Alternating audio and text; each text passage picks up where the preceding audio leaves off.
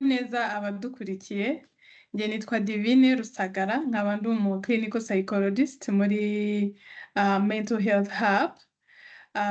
Uyu munsi twishimiye kwakira Madame Louise na Justin bakora muri Community Center, Ubumwe Community Center.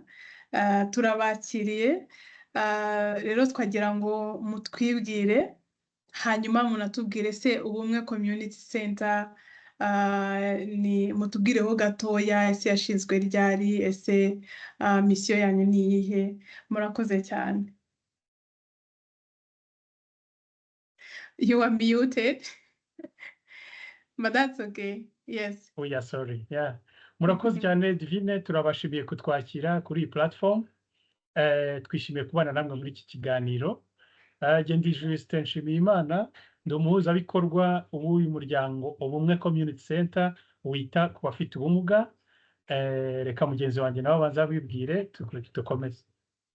Murakoze, nanjye nitwa Mukarukundo Louise, ndi umuforomokazi mu kigo cy'abantu bafite ubumuga Ubumwe Community Center.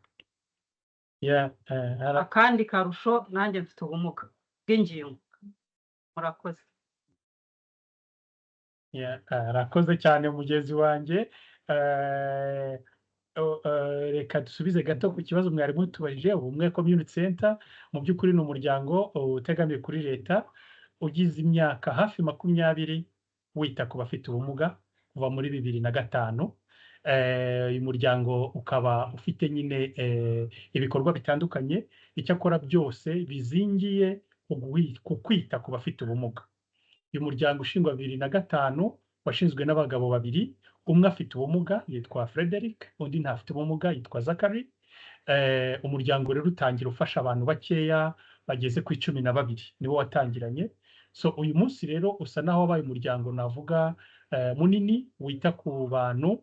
Uyu munsi bamaze kugera ku 1000 bafite ubumuga, ubitaho muri za programu zitandukanye ndetse ubu no mu ntara zitandukanye, kuko ubu tuvugana turi Gisenyi ariko kandi no mu ntara y'Iburasirazuba muri Bugesera naho turiyo, ndetse mu gihe kitari kera dushobora kuzaba no mu majyaruguru ahagana Musanze.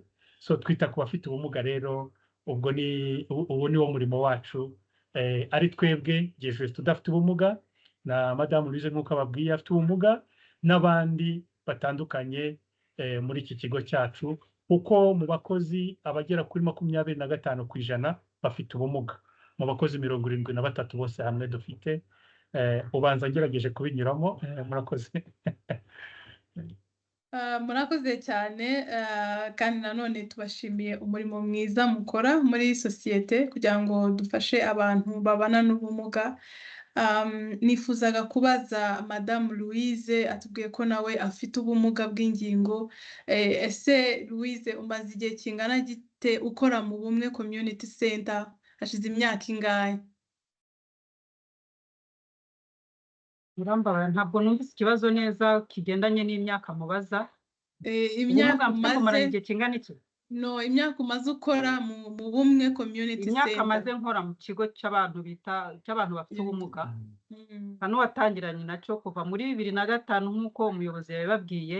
Ndi muri bamwe batangiranye n'abagitangije kugeza n'uyu munsi ndacyarimo.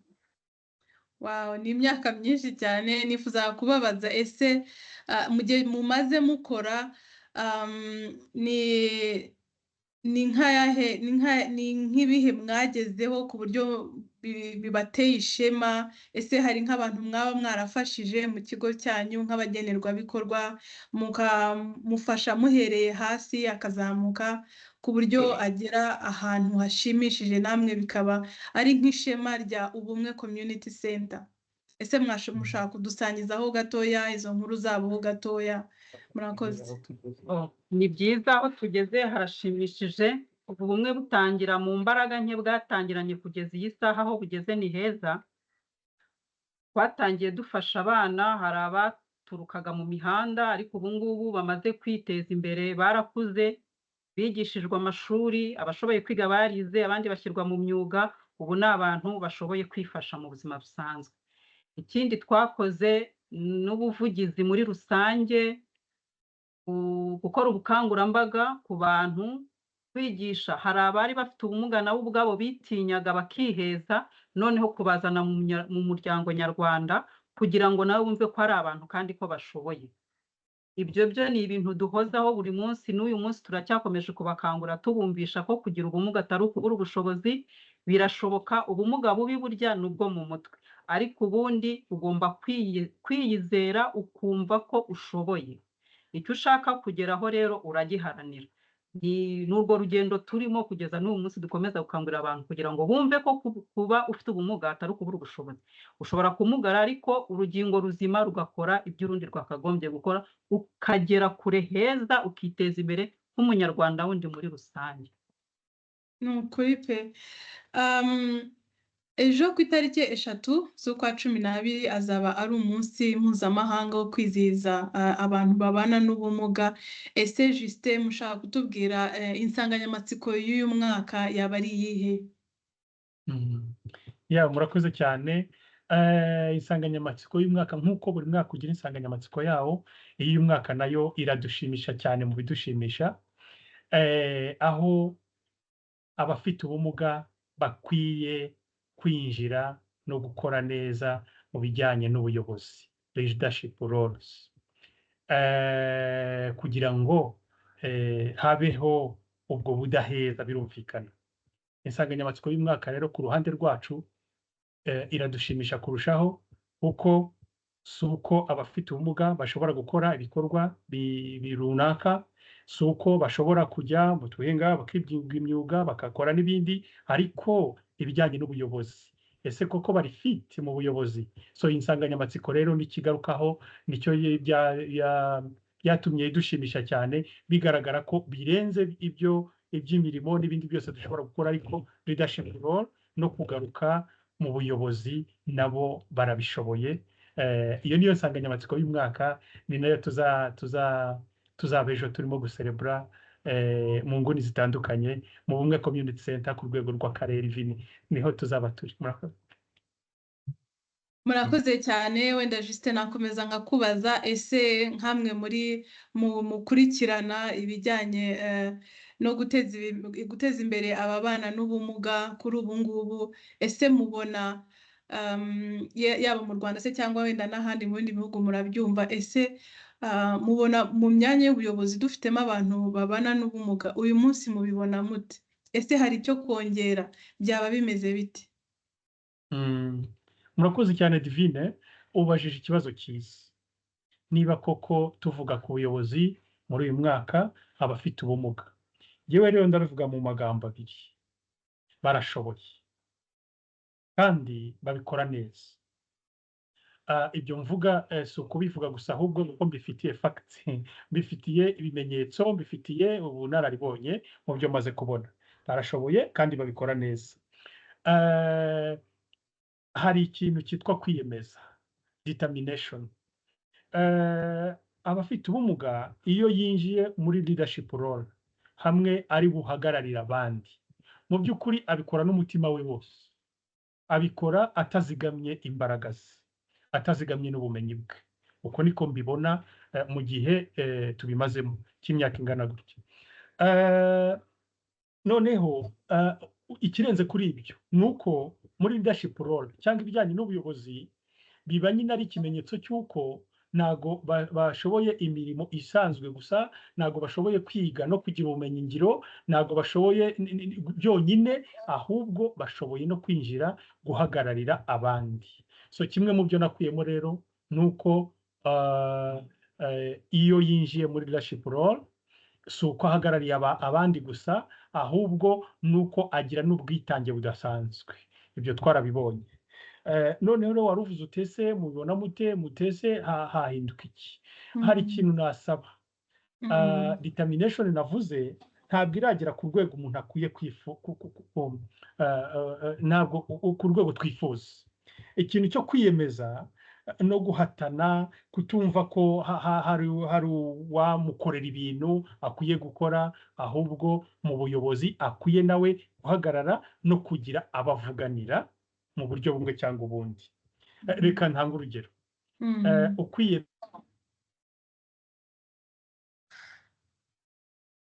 mu mwanya ugenewe abafite ubumuga, ariko njyewe mbibona bikwiye kurenga hariya, noneho abafite ubumuga bagahaguruka muri kompetisiyo zisanzwe kubera ko barashoboye, ntabwo yabibona kuri faveur, ahubwo yabibona ubw'ubushobozi, kuko ku byo tumaze kubona barabyumva, barabishoboye, ahubwo hakenewe kongerwa imbaraga mu kwiyemeza no guhaguruka no kwiyizera.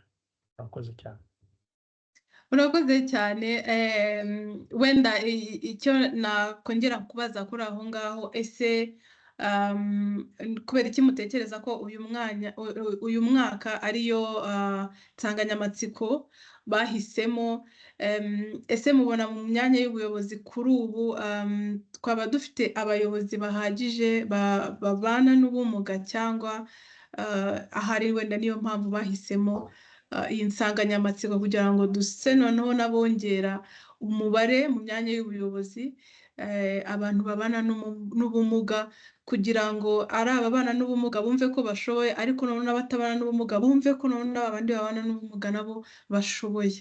Ese mukeka ko ariyo mpamvu baba barahisemo iyi nsanganyamatsiko kugira ngo habeho kuzamurwa mu myanya y'ubuyobozi? Murakoze cyane, nagisubiza. Murakoze Divine. Uko tubibona twebwe nkatwe, nuko birahari byo kuba muri leadership role, abafite ubumuga turabafite rwose, barahari, ariko ugereranyije tukoze icyo twita ratio, cyangwa ugakora ikigereranyo cy'abantu bafite ubumuga n'abari muri leadership roles, oya ntabwo bihura. Bivuze iki? Bivuze ngo hakenewe abarenze abari mu uyu munsi. Ntekereza ko ari nayo mpamvu igihugu cyafashe iyi nsanganyamatsiko, nuko mu by'ukuri bigaragara ko hakiri gap, hakiri ahakenewe kugira ngo abantu bafite ubumuga n'ubundi bahaguruke binjira muri role za leadership cyangwa se muri position z'ubuyobozi.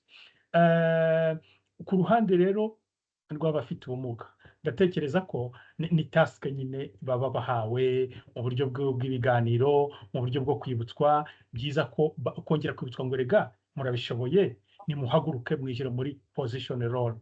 Ku ruhande rwacu twebwe tudafite ubumuga cyangwa se turi mu buyobozi bw'ibigo bitandukanye, yewe n'inzego zindi, ntekereza ko ari umwanya wo kuduhwitura no kuvuga ngo ariko abantu bafite ubumuga murabyibuka, barabishoboye, bashobora kubikora neza, reka tubashishikarize mbese tuvuge tuti nibahaguruke, nibaze muri position role, muri leadership role, hanyuma bafate iyo position, bafate umwanya wo kwinjiramo no kurenga ibindi bisanzwe by'imirimo yose, kuko barayikora, ariko noneho binjire no mu mirimo yo guhagararira abandi no kureberera abandi. Niko mbyumva Louise, niba yanyunganira. Niko biri, nta kindi narenza, ubisobanuye nk'uko bikwiye rwose. Urakoze. Nibyo cyane, urakoze Justin.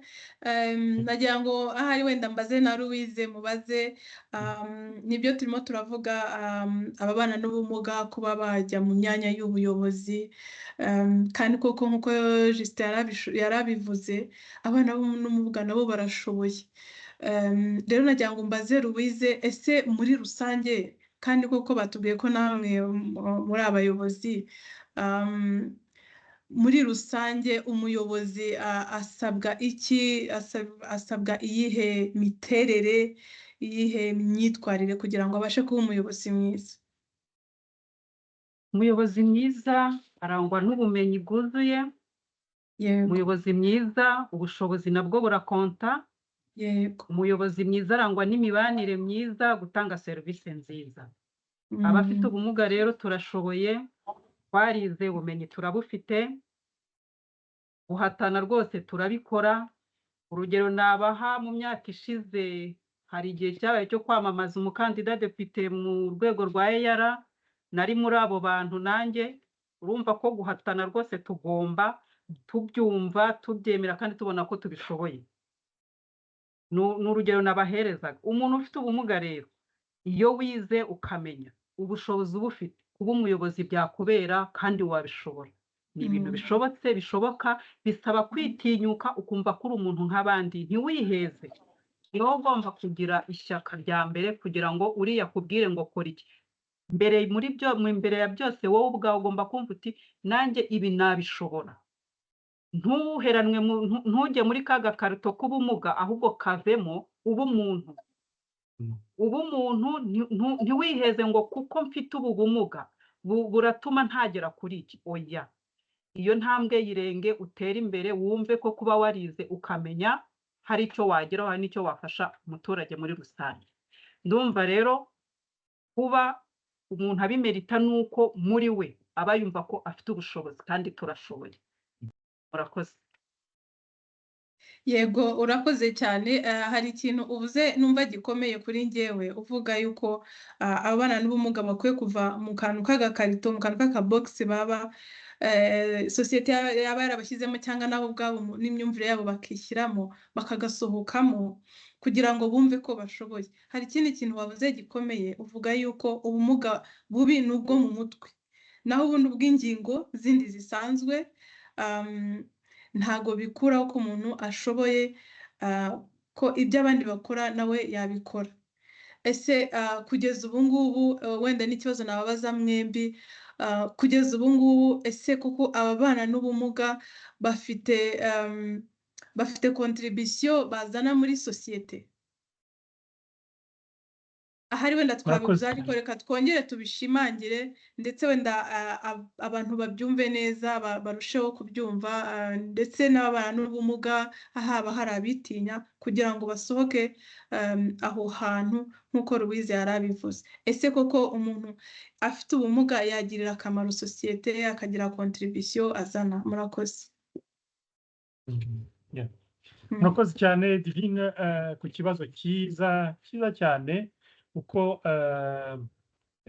ni ngombwa kwibaza ngo ese koko contribution muri sosiyete abantu bafite ubumuga. Mu Bumwe Community Center rero, mu gihe kingana n'imyaka 20 dufite ubuhamya bw'uko abantu bafite ubumuga bashobora kugira contribution ikomeye mu muryango nyarwanda. Umuryango nyarwanda uyu munsi dushobora kwishimira iterambere ridaheza abafite ubumuga, kuko tumaze kubona ngo contribution yabo koko irahari, bikava muri cadre théorique ahubwo bikaba ibifatika. So birashimisha cyane rero kubona umuntu ufite ubumuga arimo gutanga inkunga mu muryango, ari gutanga inkunga mu miyoborere y'igihugu cyangwa y'ikigo nk'iki cyacu, ntako bisa. So contribution rero ya mbere, bamaze kwitinyuka, contribution irahari. Ibyo turabishimangira, ari mu miyoborere nk'uko nari mbivuze, ari mu muryango ubwawo. Hamwe reka dufate urugero rworoheje, umuntu wari rejected cyangwa se rimwe na rimwe utemerwaga mu muryango cyangwa muri community ye, ukabona uyu munsi nyuma yo kwiyizera, nyuma yo kwinjira mu byo ashoboye, agapuruva ko abishoboye, ubu noneho ashobora kuba chef de famille, ashobora kuyobora umuryango, ashobora gutanga inkunga ikomeye mu muryango, ku buryo abantu bavuga bati batuzi ko ari we urimo kubikora kandi afite ubumuga. So icyo rero kiba ari ikimenyetso cy'uko hari contribution mu buryo bufatika kandi bugaragara. Ibyo rero bigahagarika ihezwa, bikongera uburenganzira kuri buri wese hatitawe ku bumuga afite. Ihezwa risa naho rirangira, kuko mu gihe afite contribution koko akora mu muryango, ari mu kigo, ari mu buyobozi, abantu bakabibona bifatika, nibwo ihezwa rirangira. Nibwo none se hari wakongera kuvuga ngo ngo reka afite ubumuga. Oya, ahubwo batangira kumubona yavuze akantu keza, ubanza kwibona nk'umuntu. Nkunda kariya kantu kitwa people with disabilities, ntabwo ari disabled people. Buriya buryo byatekerejwe ni byiza cyane, tubanze tumubone nk'umuntu, noneho ubumuga buze nyuma. Iyo tumaze kumubona nk'umuntu rero, tubona za contribution ashobora gukora, tubona buriya bushobozi bwe bwose, hanyuma icy'ubumuga kikaza nyuma, kikaza nta gaciro gifite, kubera ko hamaze kugaragara contribution ashobora gukora muri community. So iyo bidakozwe bityo rero, nibwo haba hariho guheza, hari igice kimwe nyine cy'abantu muri gahunda z'ubuzima cyangwa muri gahunda z'imiyoborere cyahezwa. Ibyo ari byo dukomeza kurwanya. So ku kibazo rero mwabajije cya contribution irahari, irafatika, ahubwo icyo twakora kuri ubu ngubu, ririya jambo riri muri teme y'umwaka ryitwa amplifying, ubu ngira ngo ni igihe cyo kwamplifyinga biriya noneho, kubishimangira no kwemeza ko koko bishoboka kandi byagenda neza. Murakoze cyane. Yego, murakoze cyane. Mumbabarire. Iki kiganiro ni cyiza cyane kubera ko kirakangura abantu, kirasa nkaho kirarezinga awareness, mbuze uko mbivuga mu Kinyarwanda. Kandi noneho numva mbashimiye umurimo mukora, kubera ko ntekereje uburyo muri kuzana contribution muri communauté nyarwanda, aho ahari wenda mushaka no kutubwira ese ubu ngubu bimeze gute, kuko mu bihe byashize wasangaga wenda nk'umwana ufite ubumuga, imiryango imuhisha, ugasanga ntabashije kwiga nk'uko bikwiriye. Ese ubu ngubu mubona bimeze gute? Nanabashimira nanone kuba mwarazanye iki gitekerezo cyo kugira ngo abafite ababana n'ubumuga bave mu bwigunge, bigishwe kwigirira icyizere nk'uko mwabivuze.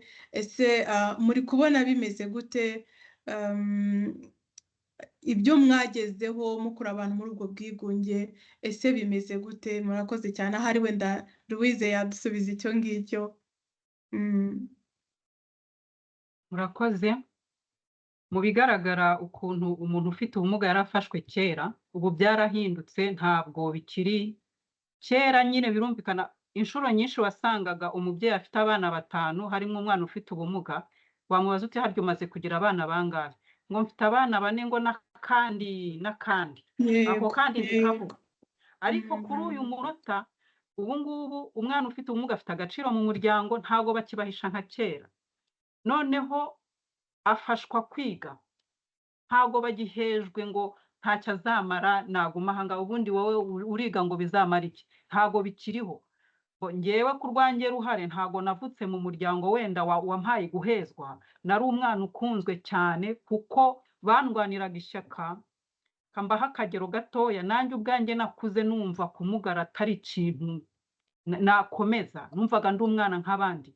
Hari umukecuru wajyaga azi iwacu, noneho akansepara mu bandi bana, akavuga ati ariko Nyirakarema ko ntamubona. Noneho abandi bana bati ntabwo Louise ari Nyirakarema. Icyo gihe twari kwa nyogokuru, akabivuga kenshi kuko yazaga kenshi avuye mu misa akanyura iwacu mu gitondo. Igihe kimwe abivuga numva birambabaza ndarira. Amaze kugenda nsigara mbibwira nyogokuru n'agahinda kenshi. Umunsi wakurikiyeho n'ubundi aragaruka ati mbese Nyirakarema. Noneho nyogokuru amubwira nabi, aramubwira tumva rero, umwana wanjye siko yitwa, ise yamwise amazina, amubwira amazina yanjye. Ntuzongere kunyitira umwana Nyirakarema, yitwa Louise. Niba udashoboye kubivuga, ntuzagaruke hano kugira ngo umwana wanjye ajye ahora arira kubera wowe. Ariko mu buryo yabivugaga, si ubugome yabikoranaga cyangwa urundi rwango, nuko yabyumvaga nyine. Nuko yabyumvaga. Ubwo ni ibigaragaza ko imiryango imwe yafataga abantu bafite ubumuga nyine nk'ikintu kiraho, urundi ruhande wenda hari abandi babakunze nk'uko nanjye nakuriye mu muryango wari unkunze. Ariko kuri uyu munota pe, ugereranyije ukuntu umwana wari ufite ubumuga yahezwaga, iyi saha bose bari kujya mu mashuri. Ndibuka ko ahantu nize primaire, ikigo cyose ni ngewe wari ufite ubumuga, kandi bitavuze ko muri ako gace nta bana bari bafite ubumuga batari bahari, ariko ni ngewe wabashije kwiga, abandi bagumaga mu ngo iwabo. Ubwo rero kugeza ubu ngubu rwose bisigaye nabyita ko biryoshye, kuko uburyo twitwaga kera siko tukiri ubu. Turi abantu, umuntu akwiyumvamo, akuganiriza nk'umuntu, ukumva aratinyutse, no akigize n'ikibazo akubaza cy'amatsiko ukamusobanurira. Donc bigeze ahantu hashimishije. Ubu ntabwo tukibona mu ishusho y'ubumuga, twibona mu ishusho y'abantu kuruta uko twakwibona nk'umuntu umugaye. Ni ukuri ndongera kubashimira iki kiganiro tugiranye. Nkunze ingero za Louise cyane. Yego. ese nimba hari ikindi wenda mwakongeraho ku bijyanye n'ababana n'ubumuga mu buyobozi dusoza, wenda hari ubutumwa mwagenera abadukurikiye kugira ngo dusoze. Murakoze cyane. Murakoze cyane Divine. Ubutumwa twagena, reka dutangire tubashimira cyane kuri iyi platform mwatuzanyeho. Ikiganiro nk'iki ni cyiza cyane, ndatekereza ko hari abantu bacyungukiramo byinshi. Reka twongere dushime cyane ku munsi ibyo twaganiragaho cyane cyane byerekeza ku munsi IDPD, umunsi wahariwe abafite ubumuga. Ni umwanya wo kugira ngo tugaragaze kandi koko dushimangire ko muri leadership position, mu buryo bw'ubuyobozi, abafite ubumuga nabo bashobora kubishobora neza cyane. Dufite ubuhamya kandi turabyemeza, buri wese mu buryo bwe, mu bushobozi bwe, biragaragara ko bikunda kandi bikora neza. So tukavuga ko rero turi bukomeze guhatana kugira ngo dukomeze tuzamure iryo jwi. Abafite ubumuga mu by'ukuri ijwi ryabo rizamuke rigere kure, kandi koko nabo bakomeze gushimangira ko ibivugwa babishoboye kandi babizi. So ni umwanya rero mu by'ukuri wo gushima cyane, kugira ngo ubutaha dukomeje kugira ibiganiro nk'ibi, ntekereza ko byajya bifasha benshi kandi bikagera kure, kandi koko bikemeza ibyo tuvuga na facts n'ibimenyetso bigaragaza ko koko baba babishoboye, kandi koko ubuhamya burahari. Turabashima cyane rero kuri iki kiganiro mwaduhaye. Imana ibahe umugisha. Murakoze cyane. Louise, nta butumwa wagenera abadukurikiye kugira ngo dusoze? Murakoze, ubutumwa ntabwo bwabura. Ndabashimiye ku bw'iki kiganiro mwakoze. Ubuhamya bwo buba buhari bwinshi, gusa ubutumwa turabwira abantu yuko umuntu ufite ubumuga arashoboye, ni umuntu nk'abandi, byose yabikora. Natwe ubwacu twiyumve ko turi abantu, ko nta cyatunanira. Gushaka ni ugushobora, icy'ingenzi ni uguhatanira kugera ku byiza. Murakoze. Murakoze cyane, tubashimiye umwanya mwaduhaye ko mwitabiye ubutumire bwacu. Ibindi Imana iduhana umugisha naho ubutaha. Murakoze cyane. Murakoze cyane. Bye bye.